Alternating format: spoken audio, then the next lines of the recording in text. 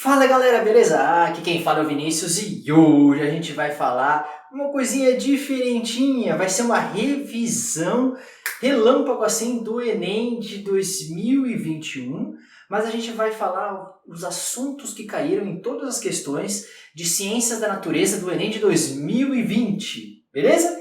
Então, bora lá!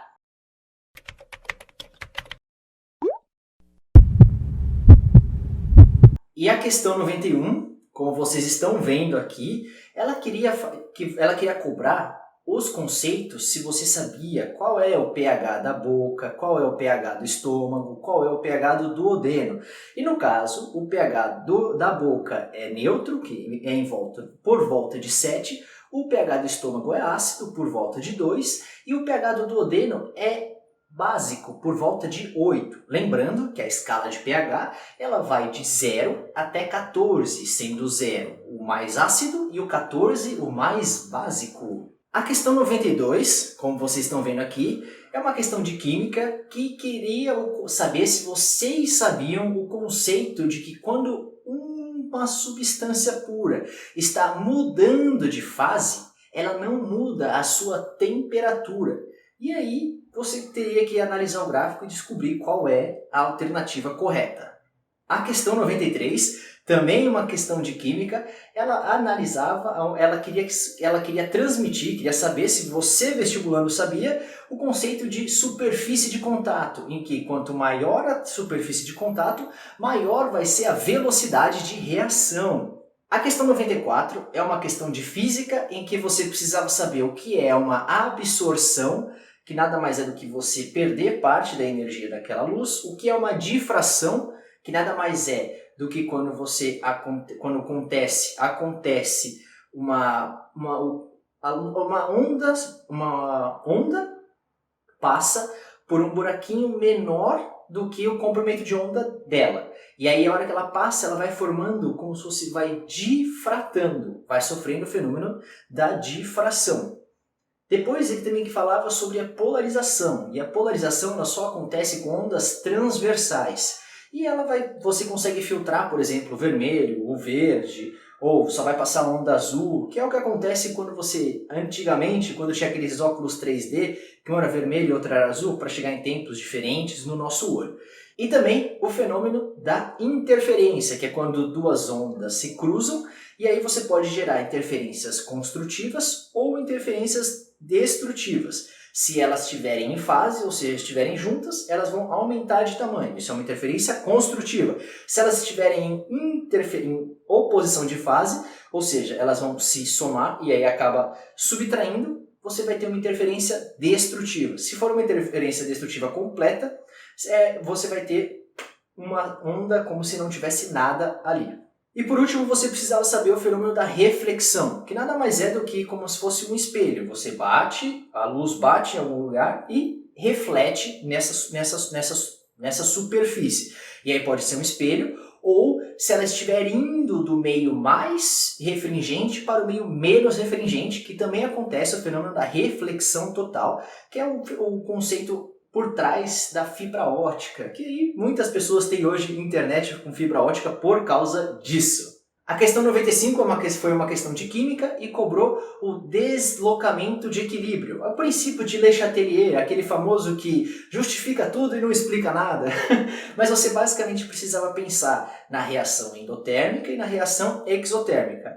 E perceber que o princípio, para funcionar a questão em si, ele precisava deslocar o equilíbrio no sentido da reação endotérmica. É principalmente o princípio de Le Chatelier, para deslocar o equilíbrio no sentido que você quer de preferência. A questão 96, basicamente, era a aplicação de fórmula de resistência elétrica, da definição de resistência elétrica, que é igual a U é igual a R vezes I, o famoso URI, ou, se você aplicar como uma definição de resistência elétrica, R igual a U dividido pela corrente. A 97 era uma questão de interpretação associada com um pouco de conhecimento do dia a dia, e que você precisava saber o que era radioterapia, que é uma terapia através de ondas de rádio, que você queima a célula a partir dessas ondas.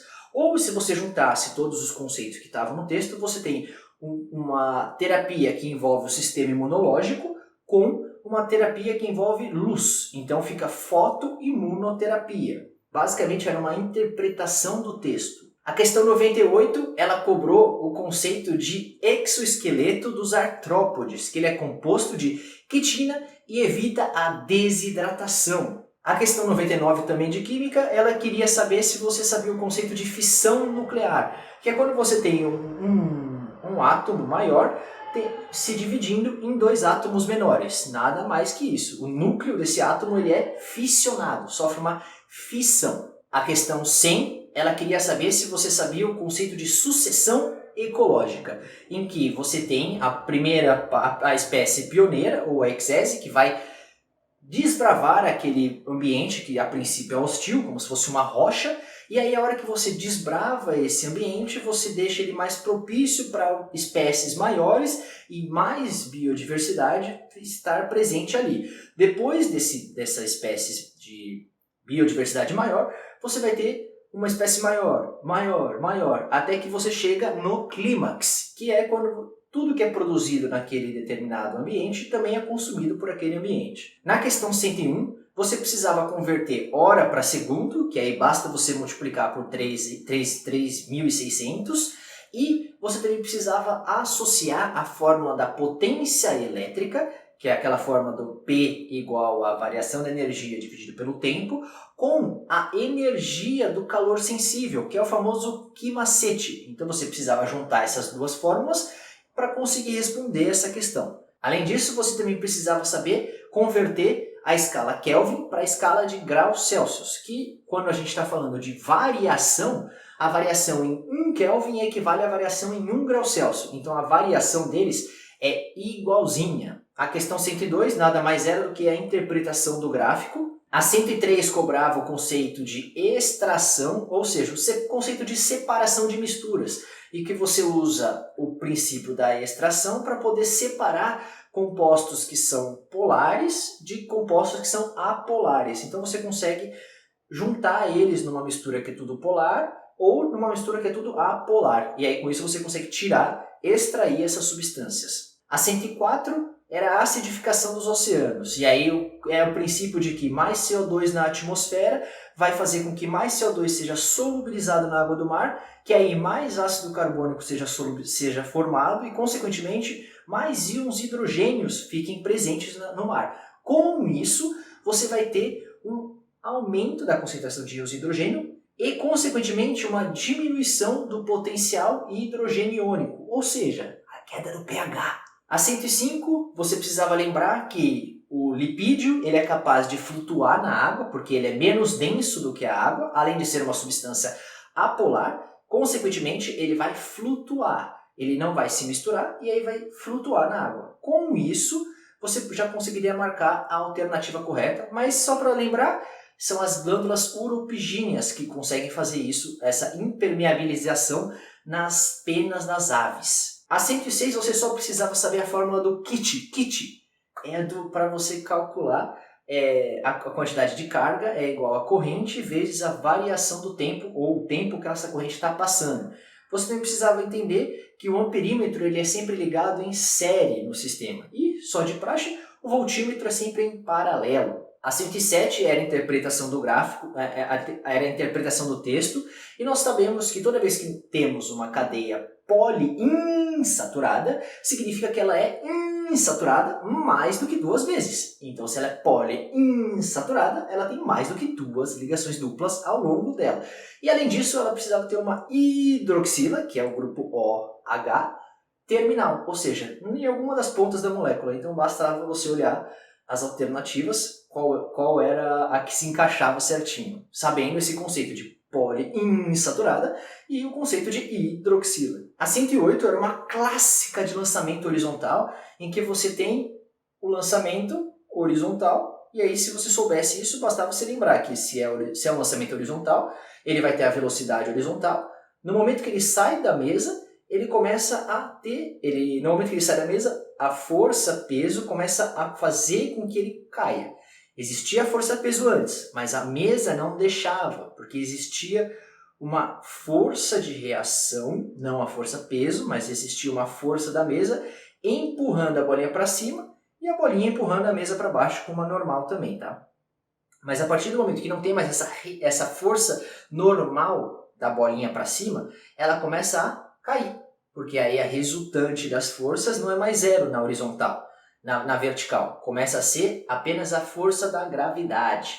E aí com isso você consegue fazer a parábola típica de um lançamento horizontal. A 109, de longe, é uma questão dificinho, porque não é uma fórmula muito cobrada, mas você precisaria lembrar do movimento harmônico, da frequência de um tubo fechado, que você sabe que sempre vai ser um harmônico ímpar, pelo fato de ser um tubo fechado, e a fórmula é que a frequência vai ser igual ao número ímpar, que é o 2n menos 1, porque o número par é 2n. Então, o número ímpar vai ser 2n menos 1, vezes a velocidade da onda naquele tubo, dividido por 4 vezes o comprimento daquele tubo em específico. É só aplicação de fórmula, mas é uma fórmula que não é muito conhecida pelos estudantes. A 110 cobrava o conceito de transgenia, que nada mais é do que você colocar numa espécie algum gene de interesse que venha de outra espécie, por isso que é a transgenia. A 111 nada mais é do que uma interpretação de texto, mas você precisava lembrar quais são os metais pesados e quais são os gases tóxicos, mas isso deixava relativamente claro no texto. Se você já tivesse visto isso antes, ficaria tranquilo de se fazer. A 112 cobrava o conceito de gaiola de Faraday, que é aquele conceito, que é aquela gaiola, ou seja, um ambiente metálico, que conduz muito bem a eletricidade, os elétrons, e ele vai se acumular os elétrons, as cargas positivas, as cargas ficam do lado de fora, e aí com isso o campo elétrico dentro dele fica nulo e não passa corrente pelo meio. Por isso que você fica protegido dentro do automóvel mesmo em dias chuvosos. A questão 113 nada mais é do que uma questão em que envolvia o conceito de densidade, ou seja, você precisava saber densidade igual a massa dividido pelo volume. É só a aplicação desse conceito. A 114 foi uma questão anulada e a 115 é uma questão que envolve eutrofização indiretamente. É um conceito muito cobrado nas provas de biologia, mas o que você precisava saber basicamente é que quanto maior a demanda biológica por oxigênio ou de oxigênio, maior vai ser a quantidade de matéria orgânica para ser decomposta. Então, na verdade é o contrário, né? Porque quanto mais matéria orgânica eu tenho, mais bactérias conseguem fazer a decomposição daquela matéria orgânica. E aí, consequentemente, eu consumo mais oxigênio. Por isso que aumenta a DBO. E aí, só saber isso, você já conseguia chegar na alternativa. A 116 era uma questão de estequiometria, então é bom treinar a estequiometria. A 117 era uma questão pura de interpretação de imagem associada com seu conhecimento de que bactérias aeróbicas consomem oxigênio. Consequentemente, quanto mais oxigênio eu tiver, mais bactérias aeróbicas eu terei. E aí eu consigo chegar na alternativa a partir desse conceito. A 118 é mais uma questão de densidade, que você precisava saber que o menos denso flutua sobre o mais denso. A 119 é mais uma questão de separação de misturas, em que vocês precisavam saber o conceito de decantação fracionada, em que você pode fazer esse funil de separação, você pode utilizar esse funil de separação para poder separar líquidos heterogêneos. Então você põe esses líquidos no funil, abre a torneirinha, que nem esse exemplo aqui que vocês estão vendo, abre a torneirinha, ele vai vazar o líquido que está embaixo, o líquido mais denso, e vai ficar só o líquido de cima, e você consegue separar, por exemplo, água e óleo, ou como no caso da questão aí. A 120 era mais uma questão de densidade, em que o menos denso flutua sobre o mais denso. Então o petróleo, como ele é menos denso e é apolar, ele não vai se misturar com a água, e aí ele vai conseguir formar aquelas manchas que a gente encontra no mar quando tem algum tipo de vazamento de petróleo. A 121 era uma questão de genética, e aí você precisava lembrar que a frequência dos alelos, a soma da frequência dos alelos sempre vai dar 1. Então, o alelo A mais o alelo B mais o alelo C, mais o alelo Azinho, mais o alelo Bzinho, mais o alelo Czinho, se tiver isso, vai ser igual a 1, a frequência. E aí, como eles estavam, tem a tabela, você teria que interpretar a tabela que está aqui em questão, e é uma questão do equilíbrio de Hardy-Wegener um pouco modificada, mas se você já tivesse feito alguma questão desse tipo, já ajudava bastante a responder essa questão de biologia, tá? A 122 você precisava saber a fórmula do Vivoat, a fórmula do sorvetão, a fórmula da velocidade média e interpretar o gráfico que tem lá. Mas se você soubesse essas 3 fórmulas de cinemática mais o gráfico, já dava para fazer. A 123 é um conceito que a gente tem de reações, quando acontece uma reação, e aí o que a gente tem nessa questão é uma reação de neutralização em que o HCl reage, seja com o bicarbonato de sódio, ou o carbonato de sódio, ou seja com a substância, o indicador alcalino. Porque quando ele é alcalino, significa que ele é básico. E aí, se ele é básico, ele vai reagir com o ácido clorídrico, consequentemente vai mudar de cor, e aí indicando que aconteceu uma reação. A 124 cobrava os processos de especiação, especialmente a especiação alopátrica, em que você tem a formação de uma nova espécie a partir de uma barreira geográfica. Então você separou uma espécie em 2 grupos diferentes. E aí lá na frente elas acumularam tantas diversidades, seja geneticamente, seja fenoticamente, que elas não se cruzam, não conseguem mais cruzar. E aí, como não cruzam, não tem descendente fértil, então gerou uma espécie distinta. Então esse é o tipo de especiação alopátrica. A 125 cobrava cobrava um conceito de eletrização por atrito, em que você esfrega um corpo no outro e em um corpo retira elétrons e o outro perde elétrons. Quem perdeu elétrons fica positivo e quem ganhou elétrons fica negativo. Por isso que os pelos do Garfield ficam todo espetado, porque eles estão todos com a mesma carga, e como eles estão com a mesma carga, eles se repelem. A 126 era uma questão de polímeros biodegradáveis, e aí é impacto dele ambiental, que ele causa menos impacto ambiental. Basicamente você precisava saber que polímeros biodegradáveis causam menos impacto ambiental e consequentemente é melhor para a natureza, porque eles têm tempo de decomposição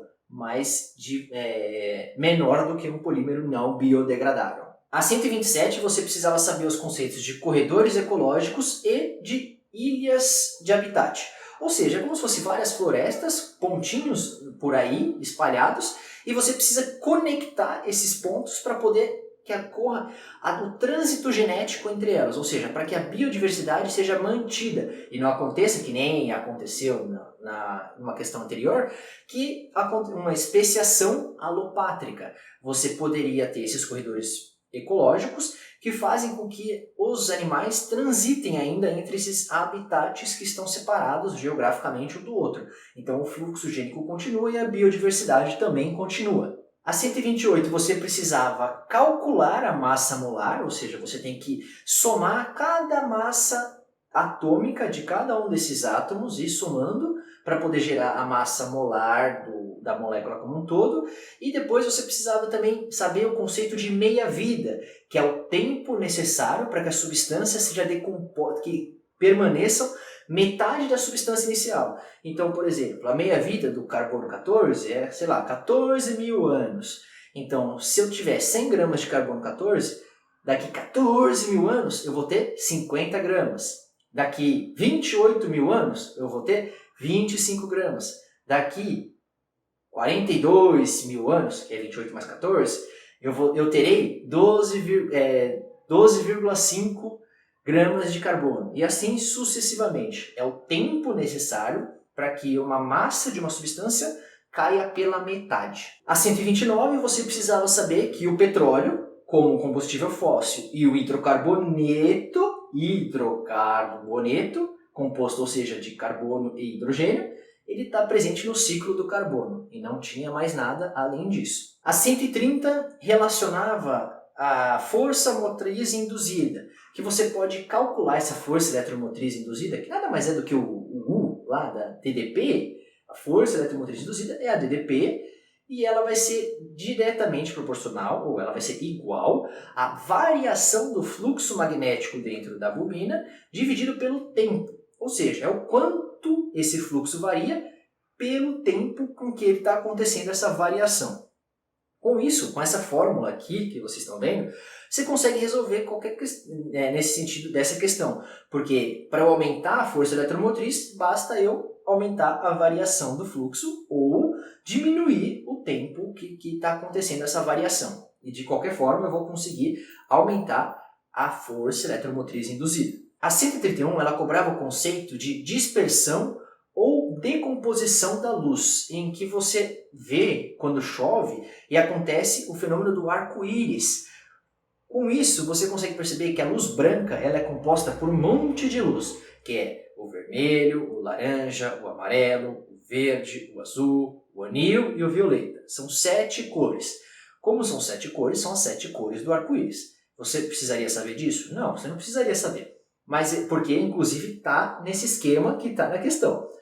O que você precisa saber, além disso, para ficar mais claro, é que os infravermelhos, ou seja, ondas que estão abaixo do vermelho, elas carregam luz, elas carregam energia, que é o que você consegue, por exemplo, aquelas câmeras de calor, elas detectam o infravermelho. Então ela consegue detectar quanta radiação do infravermelho você está soltando.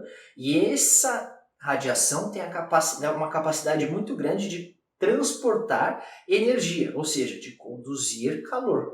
Por isso que com essas informações você já vai conseguir responder essa questão. A 132 era uma questão puramente de interpretação. A 133 é uma questão que envolve a geladeira e o compressor que ela faz. E qual é a função desse compressor na geladeira? É você realizar trabalho sobre um gás, fazendo com que ele, de gás, vire líquido. Você aumenta muito a pressão, ele vai diminuir o volume até que ele vire líquido. Aí você vai comprimir esse gás numa serpentina, fazendo com que ele troque calor, ou seja, o calor, ele perca calor para o meio ambiente, e com isso ele volte com uma temperatura, com uma energia menor, e é expandido rapidamente para que você consiga esfriar a geladeira. E aí você precisaria saber que para acontecer essa troca de calor, ou seja, para o calor fluir de um lado para o outro, você precisa ter diferença de temperatura. Calor é igual a energia em movimento, sempre do corpo mais quente para o corpo mais frio. Se você está indo do corpo mais quente para o corpo mais frio, você flui. Se essa diferença de temperatura for muito pequena, ele não vai fluir direito. Então você diminui a sua capacidade de fluir. Mas você também precisa, se você tem esse aumento de temperatura externa, como a questão fala, você também precisa que o compressor realize mais trabalho, ou seja, ele empurre mais vezes o gás ao longo dessa serpentina, para que aconteça uma troca de calor e consiga manter a temperatura dentro da geladeira de forma na temperatura ideal, uma temperatura mais baixa. Por isso, essa questão é um pouco problemática, podem ter 2 alternativas corretas, se eu não me engano era a letra A e a letra E ou a letra D, mas aqui fala que o compressor realiza trabalho, foi a gabarito oficial, porém, aqui tem aquela que fala que tem uma dificuldade maior de trocar calor também poderia ser considerada como a certa, beleza? Só tem um pequeno problema, porque consome mais energia. Daí o que consome energia é o trabalho do compressor, e não a troca com o meio ambiente. A 134 você precisaria lembrar a fórmula da pressão hidrostática, que é aquela fórmula clássica que é μ, a pressão hidrostática é igual a μ vezes a gravidade vezes a altura do líquido. E aí você associava isso com o gráfico da questão e resolvia sem problemas. A 135 você precisava saber o conceito de pressão é igual a força dividido pela área e também lembrar que a força, no caso a força peso, o peso ele é massa vezes a gravidade, só que você não tem a massa, então você precisaria associar a massa com a densidade e o volume. A partir do momento que você consegue fazer isso, você chega na fórmula de que a pressão é igual à densidade vezes o volume vezes a gravidade dividido pela área. E aí, fazendo essa interpretação, daria certinho para você responder essa questão. Beleza? Então, esses foram os conteúdos ou os tópicos da matéria que caiu nessa prova do Enem de 2020. Eu espero ter ajudado vocês. Se eu ajudei, curte o vídeo e compartilha com os seus amigos. E se você ficou com dúvida, deixa aqui nos comentários para a gente discutir. A gente se vê na próxima e eu acho um beijo e um queijo. Tchau!